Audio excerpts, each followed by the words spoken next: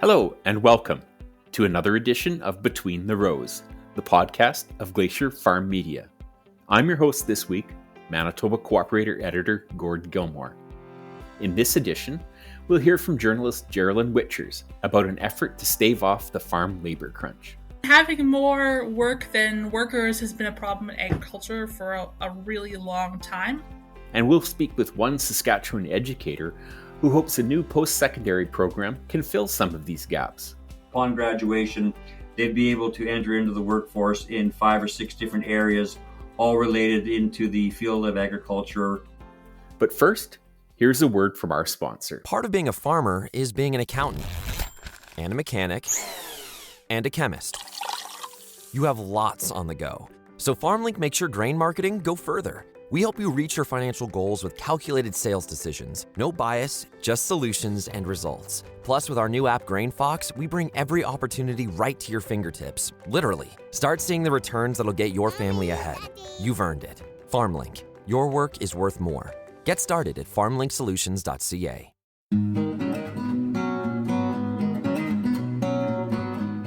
And we're back. You're listening to Between the Rows. I'm your host this edition, Gord Gilmour. Our next item is a glimpse at a multimedia project all of us at Glacier FarmMedia have been working on over the past year. It takes an in-depth look at how we're managing our genetic resources, how they're being used to support our agriculture sector's growth, and some of the important issues being discussed. It's called Seeding the Future. You can find the full project online by following one of the QR codes you'll see in any of our publications. Or you can go to this link, gfmdigital.com/seeding-the-future. Once again, that URL is gfmdigital.com/seeding-the-future.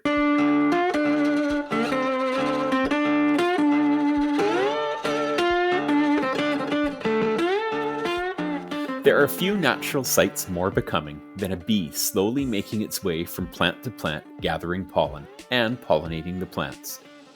We've got an upcoming special edition of Between the Rows that will look at bees, and we're previewing a small part here today. In recent years, these valuable insects have come under more pressure. Multimedia journalist Greg Berg recently spoke to a Brandon-based researcher who says we can make things a little easier for our flying friends.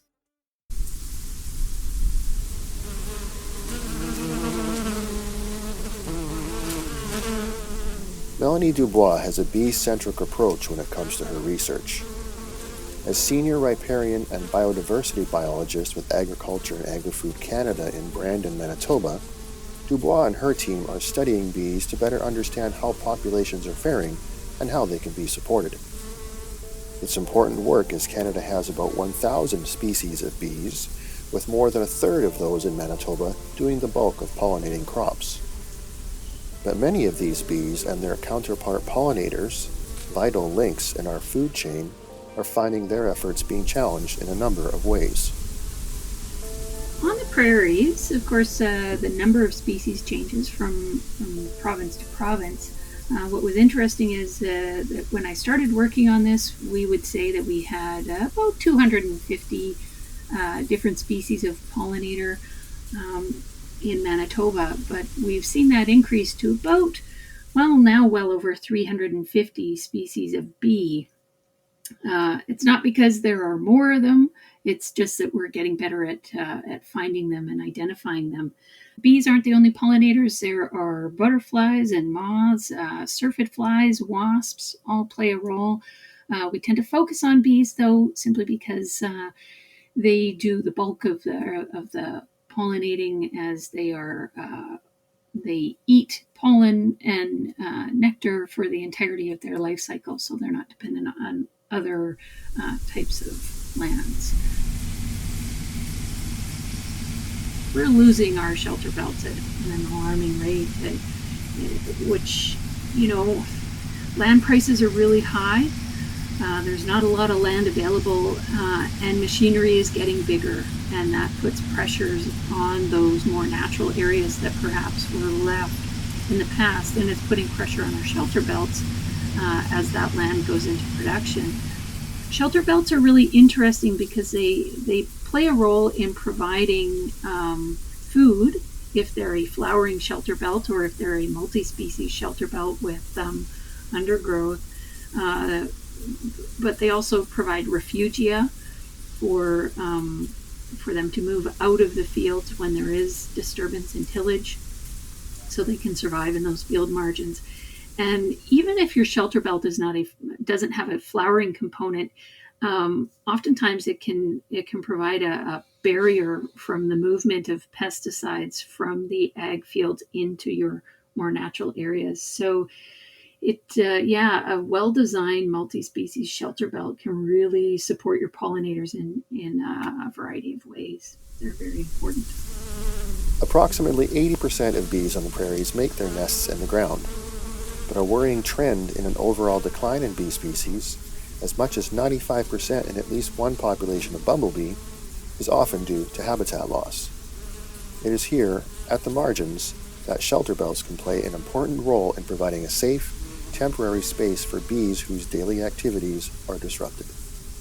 The type of habitat that they need, though, is habitat that provides floral resources throughout the growing season, that is protected from pesticides and protected from tillage, because having a life style that relies on undisturbed ground, sometimes that's at a premium in the agricultural areas of the prairies.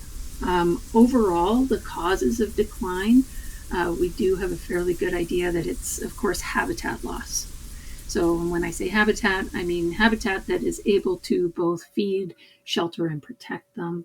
There are issues with disease transmission from domestic herds, climate change, with issues with unpredictable weather, freeze-thaw cycles that impact the bees that emerge, say, in the spring or in the fall, and also more violent weather, which impacts their ability to fly and get food for their larvae.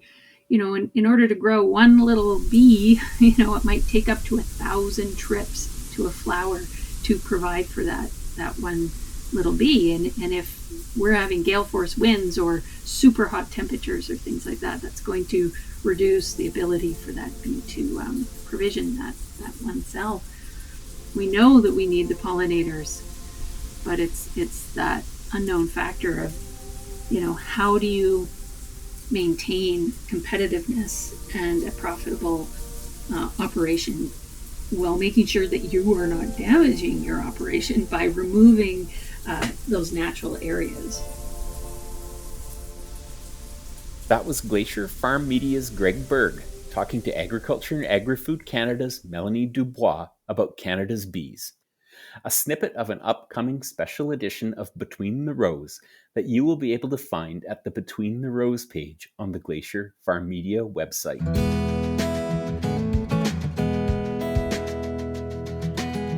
You're listening to Between the Rows, the podcast of Glacier FarmMedia. I'm your host this week, Manitoba Co-operator Editor Gord Gilmour. In recent months, there's been plenty of headlines highlighting Canada's worker shortage. The agriculture and agri-food sector is no stranger to this pressure. It's been facing a workforce challenge for decades. Recently, the Canadian Agriculture Human Resources Council announced a national workforce strategy for agriculture. Reporter Geraldine Witchers was covering that story and spoke to the council's chair, Paul Glenn. She joins us now to tell us about it. Geraldine, thanks for being here. Hi, Gord. Thanks for having me on. So what can you tell us about the scope of this problem with agricultural employment and about the plan to address it? Well, the plan to address it is kind of the million-dollar question at the moment, but having more work than workers has been a problem in agriculture for a really long time. How long, I'm not sure, but since Canadian fruit and vegetable farmers have been bringing in temporary workers since the 60s, I presume at least that long.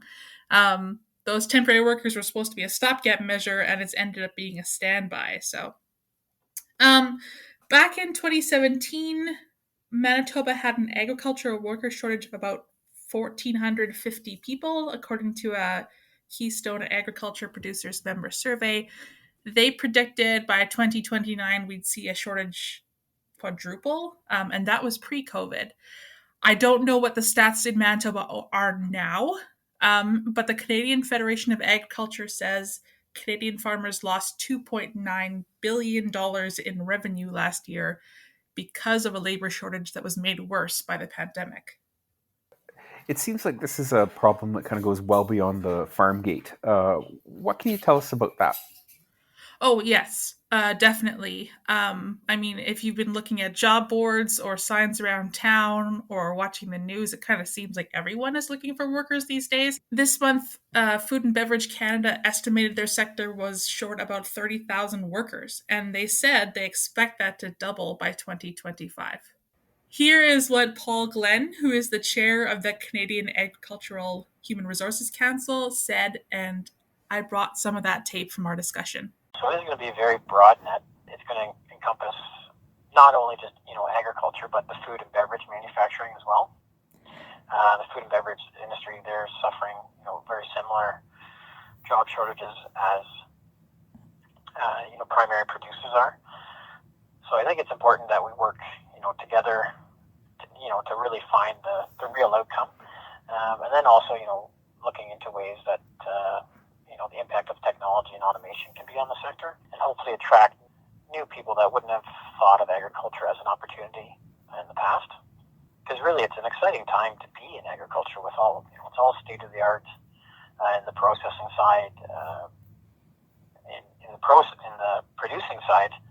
It's never been more exciting with all the automation that's coming out, and there's really just a lot of different tools and the different style of jobs that ag really didn't have before, or many, but now almost every farm needs to understand automation.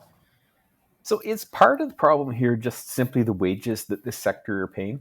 I used to work in manufacturing and in food processing, so of course my knee-jerk reaction will be yes. But that's probably not fair, and it wouldn't apply to farmers because I have no experience in that. Reporting we've done in the past suggested that farmers do lose workers to higher paying jobs. For instance, a story about a farm who trained their worker to get his Class 1 license so he could drive a semi, and then the worker departed for a trucking job.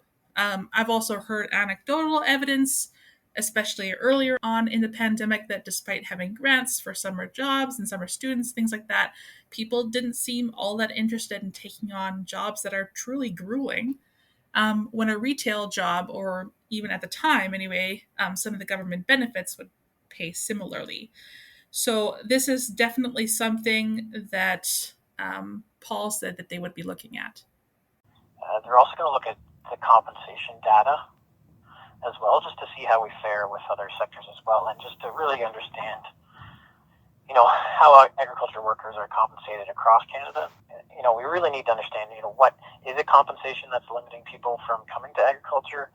Is it that they never thought about ag as being, that really economic driver for Canada, as we come through COVID? Or, are they just not regionally based and they're not able to access some of these jobs because they're, in the city center? I think there's a bit of a trend that people are trying to move away from city centers. So this is, I think, an opportunity for agriculture to capitalize on some of these people that want to, not be downtown Toronto and, live in rural Canada and still have a great career. One of the sources of labor that's received the most attention has been the temporary foreign workers. Is that still going to be part of the picture? All signs say yes, that's not going to be changing anytime soon. And Paul said that they are definitely going to be factoring that into their examination of the farm workforce. Temporary foreign workers are a tool that agriculture has used for many, many years to fill that seasonal gap in production. Ag's never going to be going away from that. It's just more or less to look at how we can incorporate a lot of the Canadian workers right now that aren't in agriculture, and really to attract them to the sector. Temporary foreign workers is definitely, it's going to be a continued thing and probably a higher demand. All right, well, thanks for joining us and taking the time to run us through the ins and outs of this challenge, Geraldine. My pleasure.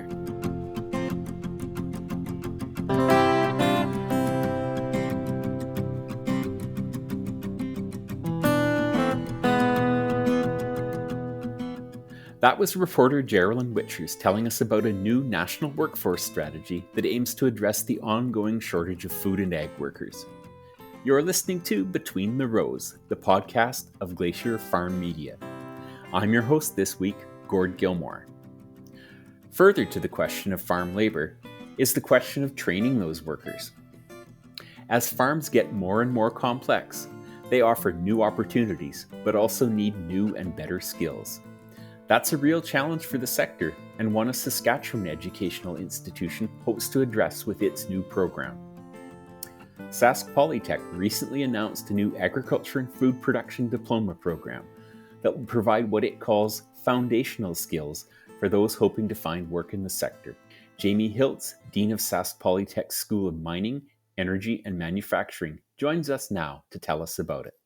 Jamie, thanks for being here. You're very welcome. We appreciate having the opportunity. So what is it that's made Sask Polytech come up with this new program for agriculture? Well, there's a realization on a couple of things. Number one, that Saskatchewan still has agriculture as one of its main economies and economic drivers within the province. Number two is that there's a growing need in terms of having people that enter into the field of agriculture or the industry as a whole that have a good sound understanding of agriculture, but also are able to utilize the necessary technologies that are now available and an integral part of the overall food production agricultural systems, be it provincially, nationally, or internationally. So one of the things that we really wanted to look at was being able to produce a program or create a program that would have upon, a focus for students that upon graduation, they'd be able to enter into the workforce in 5 or 6 different areas, all related into the field of agriculture or, again, food production as a whole. Which is an excellent segue to my next question, which is what kind of jobs will these students be qualified for upon graduation? Well, there's 5 or 6, there's maybe as many even as 7 different areas that we've looked at. Certainly that we would see graduates that would be able to, go to work very effectively, productively, and safely within, the typical, farm practice. Although, typical today is 15,000, 25,000, 50,000 acres. So we certainly see that graduates would have a significant part to play in large scale farming of that sort.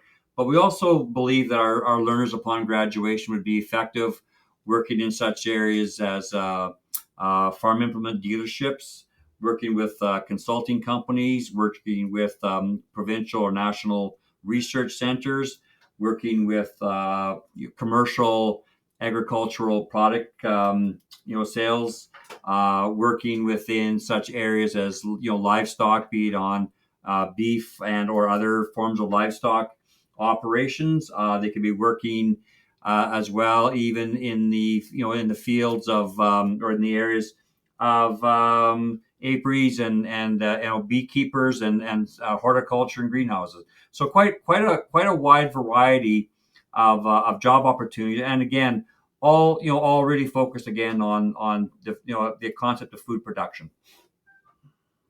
And now, why is there, in your view, the need for this kind of a specialized program?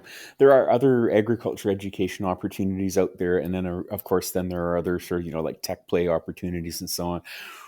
What is it that you're bringing together in this spot that you can't get somewhere else?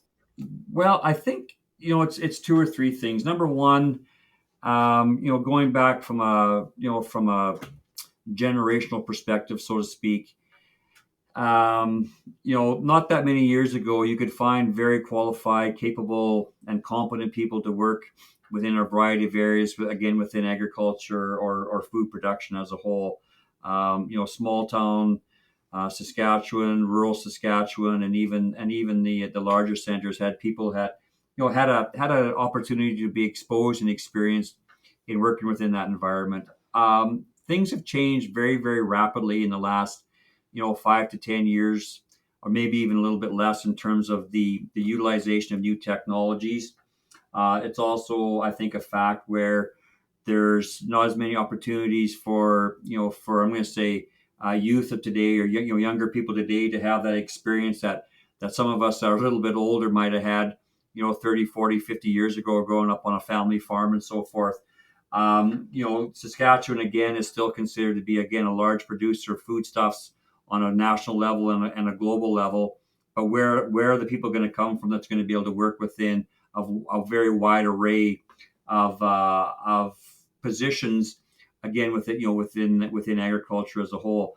So the focus that we did look at was, again, being able to prepare learners to, again, to be able to be familiar with such things as soil crop, and agronomy, to be able to be understanding some of the, finance aspects that go along, or, agribusiness, with farm components, opportunities for students to even learn about such things as, agricultural history in Saskatchewan. But we also then put a bigger focus on the real applied learning aspect, for a person to be able to gain that experience, understanding, and confidence, even if he or she didn't have an opportunity to grow up on a farm or be exposed to the more of the rural life. So in these cases, students will have an opportunity, again, to learn about how irrigation systems work. They'll have an understanding to work on pieces of equipment in understanding such things as fuel systems, hydraulic systems, lubrication systems on piece of equipment such as a combine or a sprayer or a tractor. In addition to that, one of the things that makes our program, I think, more unique than most programs of this nature is that all of our students will actually have operational seat time, where they'll actually be able to actually operate equipment, to get a good sense of comfort, how to understand how the piece of equipment works with new technologies in terms of data gathering and the whole concept of precision farming. So when you pull all those kinds of aspects together, it does give a student an opportunity, again, to understand from a business part of it, historical part of it, but the real hands-on learning aspect of it in terms of being able to work effectively, again, within a multitude of environments related to the to the agricultural industry. And so then, when will we be able to expect to see some of the first graduates of this program hitting the field? Well, we begin the program to be delivered in the fall of 2022, and about 3 years after that, so sometime in the spring of 2025, we'll be have our first students that will be ready to be entering the workforce. Now, in addition to that, the program is a co-op program. So our students will have 3 different co-op experiences, again, which allows them to take the theoretical or some of the work that they've done from a hands-on approach and apply it into an actual working situation, which, again, I think really benefits both the learner and the employer in terms of the student can see how what they've learned in the classroom or in a lab situation actually does apply in the world of work. And the employer gets an opportunity to actually see the skill sets and qualifications and background and understanding that a learner can actually bring into his or her place of employment. Well, that's great. Thanks for taking the time to run us through that. You're very, very welcome. Thanks for taking the time to speak with me.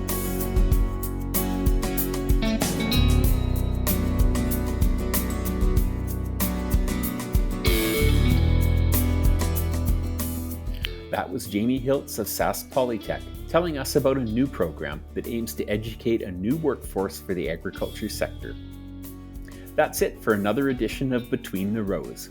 Remember, you can also find us and some bonus content on YouTube by searching for Between the Rows Podcast. Make sure to add podcast. Also, do please check out our multimedia project, Seeding the Future, at gfmdigital.com/seeding-the-future. Once again, that address is gfmdigital.com/seeding-the-future. I'm your host for this edition, Gord Gilmour, saying so long, and we hope to see you again next time.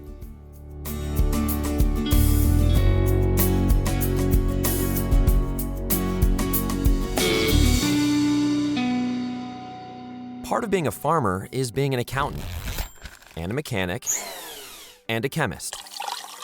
You have lots on the go. So FarmLink makes your grain marketing go further. We help you reach your financial goals with calculated sales decisions. No bias, just solutions and results. Plus, with our new app GrainFox, we bring every opportunity right to your fingertips. Literally. Start seeing the returns that'll get your family ahead. You've earned it. FarmLink. Your work is worth more. Get started at farmlinksolutions.ca.